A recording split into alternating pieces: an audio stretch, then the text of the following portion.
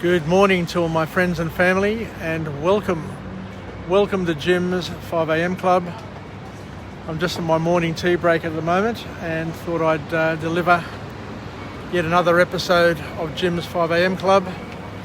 This will be an episode which will focus on a book summary, just like I'm doing a lot just recently. But I do find books very, very powerful, and I love learning new lessons and applying new lessons from each of these learnings as we go. So today's book that we'll go through on a walk and talk is entitled The Promise of a Pencil by Adam Braun. The Promise of a Pencil by Adam Braun. So let's just go for a bit of a walk. As you can see, the sun has broken through, and Sydney continues to surprise. Each of the days, as you've seen over the past week or two, starts overcast with heavily clouded and raining, and then come mid-morning the sun breaks through and it becomes a beautiful summer's day. Anyway, let's head off and see what we can learn from this and see where it leads us. So the author here talks about the promise of a pencil, and it's a book about hope. It's a book about basically having a crack at life and doing the best you possibly can. And one of the first messages that comes from this author is the following quote: "The single most powerful element of youth is that you don't have the life experiences to know what can't be done." And that is so empowering. It's so beautiful to hear that, because youthfulness is so refreshing, because we are blissfully ignorant when we're youthful, when we're young, and don't give up and have a lot of dreams that other people of later stages in life just don't hold on to anymore because they've just given up. But the beauty of being young, being innocent, being untainted, undamaged, is that you still have belief in what is possible. So I'm over here on the lawn in front of the Museum of Contemporary Art, and I think I'll just stay here for the time being and watch life go by. So the first message from this book, from this author, is that we've got to learn to follow our intuition, to follow our gut, follow our gut feeling, because our intuition is the most powerful advisor that we have, as it actually knows better than what we do what's good for us before we really know it ourselves. And the author then talks about how intuition is different from craving. So it's not about just doing things because you crave to do it.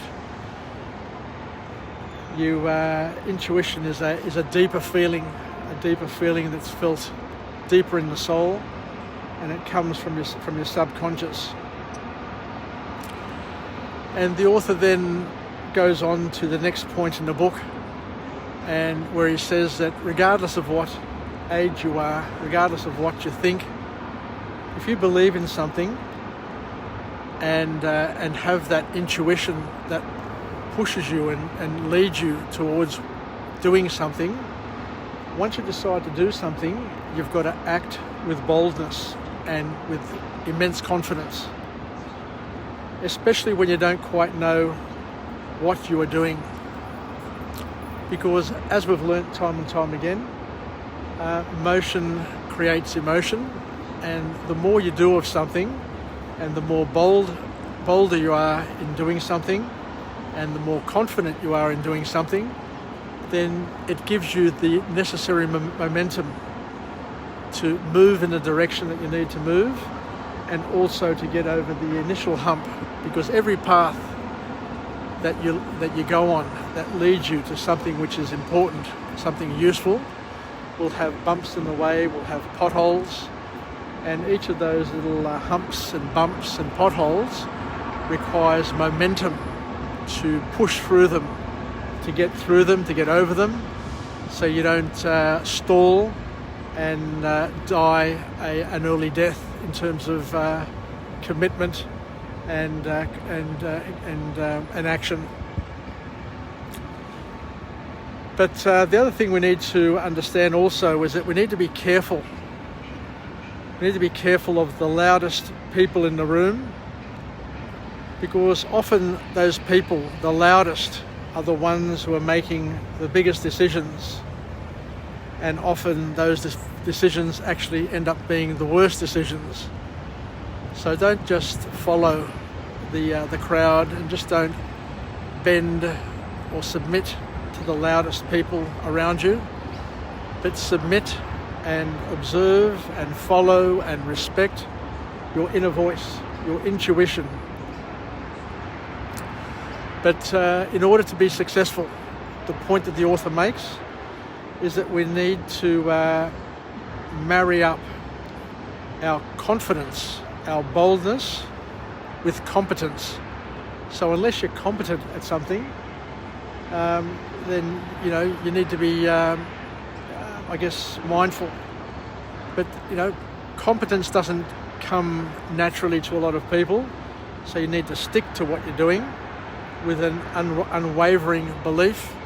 And along the way, if you're boldly moving and continually focusing and got a high activity level, then what you're going to do is you're going to evolve your confidence and competence by doing things. Because as we said, as we move along that path, then new doors, new windows, new opportunities will open up, and new lessons will present themselves. So don't wait to be perfect. Don't wait to ensure that everything's in place before you act. But just know that along the way, you're going to face problems and challenges, but you need to manage them and work through them.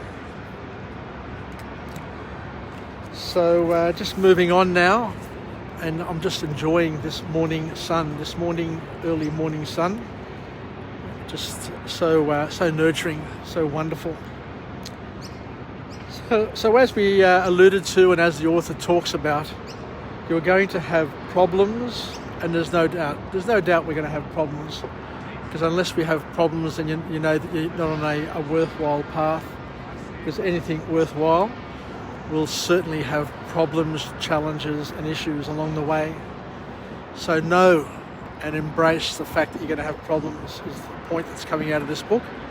So you are going to have problems, no doubt about it. And this is not going to change you or be changed by you, but as long as you are confident and you need to learn to change your approach to each and every problem until you find a better way and find a way forward. Because as we said before, problems we're going to have. Big problems, small problems, challenges, people throwing spanners in the works. You just need to be flexible in your approach, and we've said this time and time again, and we've learnt this from other book summaries that we've talked about. But you just need to be malleable and be able to change your approach in order to get to where you want to get to. And the most important thing of all to come out of this book is to understand that mistakes, problems, challenges, failure is something which is extremely important and part of the process, which needs to be embraced. Because self-improvement only comes when you learn from your mistakes.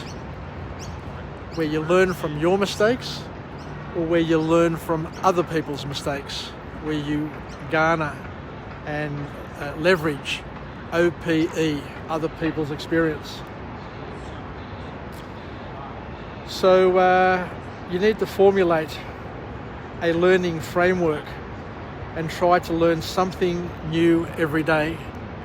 For those who know me well, one of the bases, one of the foundations of Jim's 5am's clubs is the fact that I'm the type of person who's a life learner, and I want to learn something new every day. And in order to learn it as best I can, I also want to teach something new every day. And hence, each Jim's 5am club is both a learning and a teaching opportunity for each and every one of us. And not only do we need to learn something and teach something every day, we also need to apply these learnings as early as we can so that they become part of our makeup and part of our they become internalized and eventually become habits and routines. So I guess that's about it from this wonderful book. Another book summary, and as I said, we're going to continue along this path of learning from other people's experience.